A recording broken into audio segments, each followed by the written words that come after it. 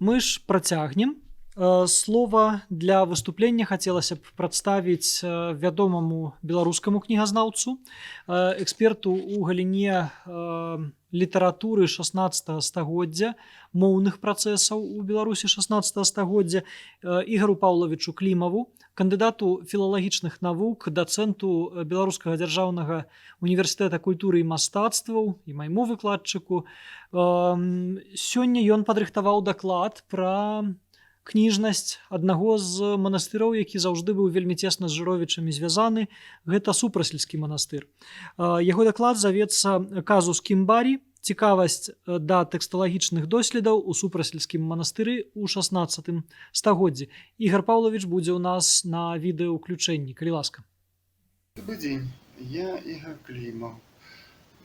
Я расскажу про цікавы выпадак філалагічных доследаў, якія вяліся у Супрасельскім манастыры у 16 стагоддзі. Яго кіраўніком архімандрытам Сергеем Кімбарам, мясцовым ураджэнцам Падляшша.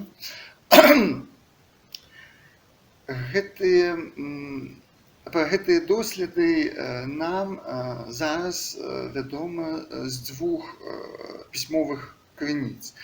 Першая крыніца – гэта допіс самога Кімбара, архімандрыта Супрасельскага манастыра, адрасаваны мітрапаліту кіеўскаму і навагрудскаму Макару II, это значит мітрапаліту фактично усіх праваслаўных Беларусі Украіны.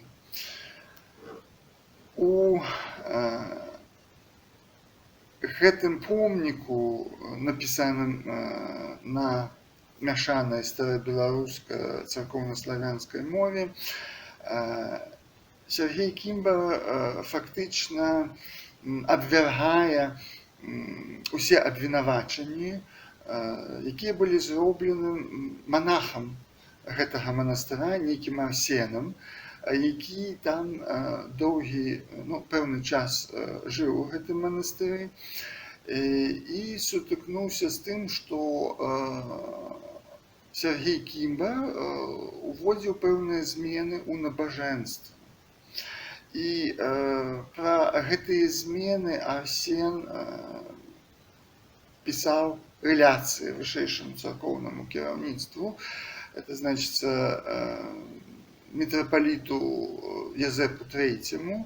Ён, правда, быў хворы і потым памёр, а затым ужо непасрэдна самому Макару. І доўгі час гэтыя рэляцыі пакідаліся без увагі. Аднак з пэўных абставін, якія нам невядома,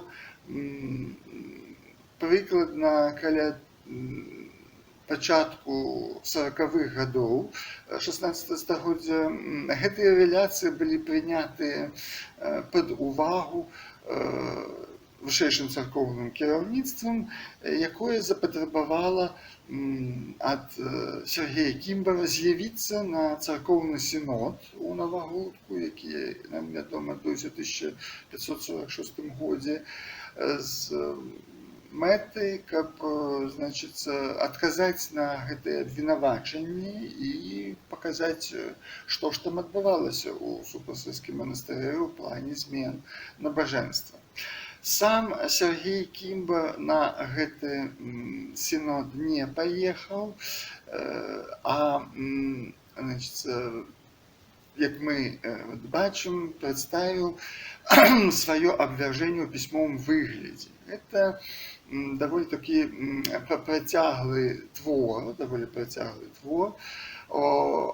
які падзяляецца на пэўныя часткі, і значнае месца ў гэтых частках займае з аднаго боку крытыка дзеянняў Арсеня, абвінавачанне яго у некампетэнтнасці ці неўразуменні сітуацыі, а таксама крытыка тых асаблівасцяў у набажэнстве, якія Сергій Кімбар бачыў, як ён тут пісаў, тут на Літве, це значить у Падляшшу, в аколіцах Супасільського монастира, вось, і у Масковії, і на Балканах. І на думку Кімбара існує все ж таки немало разыходжанняў, ну, в целом, конечно, дробных.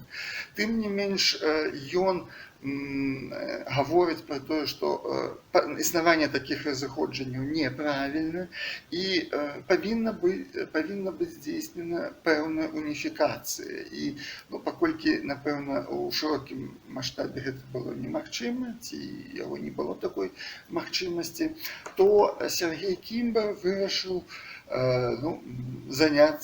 пачынаць справу з першага крока, это значыцца з таго, што уводзіць змены ў набажэнства у сваім манастыры, сваёй падуладнай епархіі, так бы мовіць. Гэтыя змены закраналі невялікія, в прынцыпе, неістотныя асаблівасці набажэнства. Ну, там, напрыклад, паўторы нейкіх малітв, ці адсутнасць такіх паўтораў, ці там, значыцца, двухразовае ўжыванне, там, амен, ці там трохразовае ўжыванне, ці там, значыцца, двухразовае алелуя, ці трохразовае, ну, і гэта такога кшталту.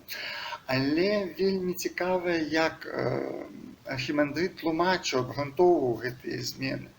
На працягу ўсяго свайго допісу архімандрыт не стамляецца паўтараць, што гэтыя змены ён рабіў не адвольна, не ад самога сябе, а рабіў на падставе прэцэдэнтнай практыкі, якой для яго з'яўляліся Балканы, царкоўнаславянскія Балканы.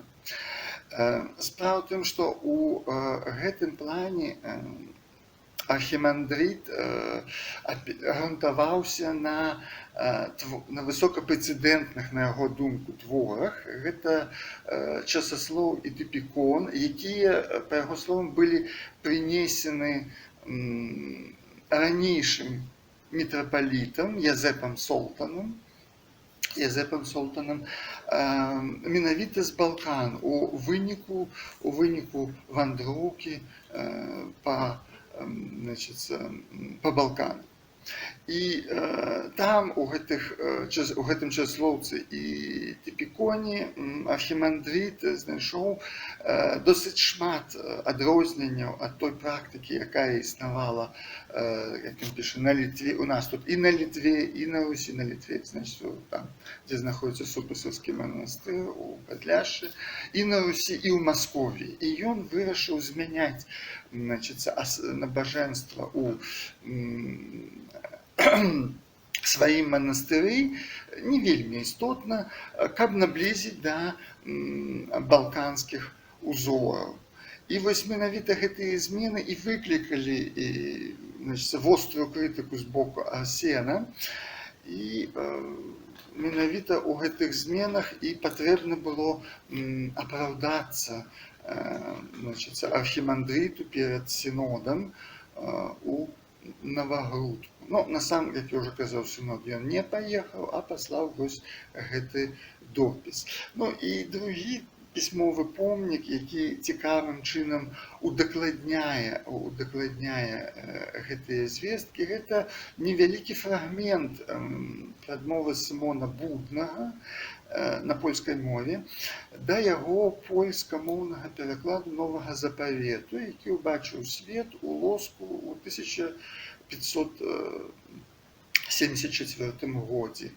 У гэтым фрагменце Будны пацвярджае, што у Супасільскім манастыры рабіліся пэўныя змены, у тым ліку не толькі з рытуалам, але таксама і з тэкстам кніг для набажэнства, бо рытуал ж заснаваны, уласна кажучы, на гэтых тэкстах, але таксама і з евангельскім тэкстам.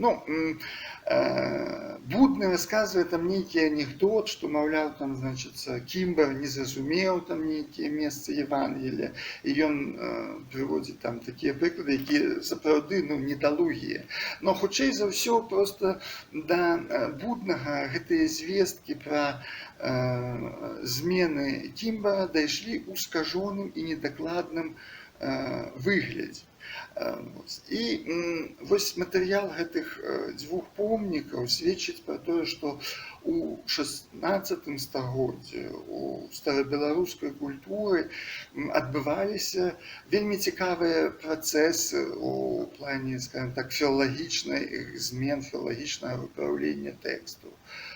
І можна указаць на тое, што вось гэтыя змены рабіліся паводле тых практык і паводле тых крытэрыяў, якія здзяйснялі рэнесансныя гуманісты заходняй Еўропы. Такім чынам, это цікавы прыклад пранікнення рэнесанснай філалагічнай ідэалогіі і практыкі вось у царкоўнае асяроддзе нашай старажытнай Беларусі. Дзякую вам за ўвагу. Дзякуй вялікі, Ігор Паўлавіч. Дзякуй за паведамленне, за ваш аналіз. Для гісторыкаў кніжнай культуры асоба Сергія Кімбара вельмі важная. Як вядома, ён з'яўляецца складальнікам аднаго з ранніх бібліятэчных інвентароў, спісаў кніг. І ў гэтым сэнсе сапраўды вывучэнне і біяграфічных, і ўласна працоўных дзеянняў, заслуг дадзенай асобы для нас мае выключную цікавасць. Дзякуй вам за новы погляд, новыя старонкі і аналіз. Я ўпэўнены, што гэта для нас будзе стымулам для новых адкрыццяў, для далейшага вывучэння.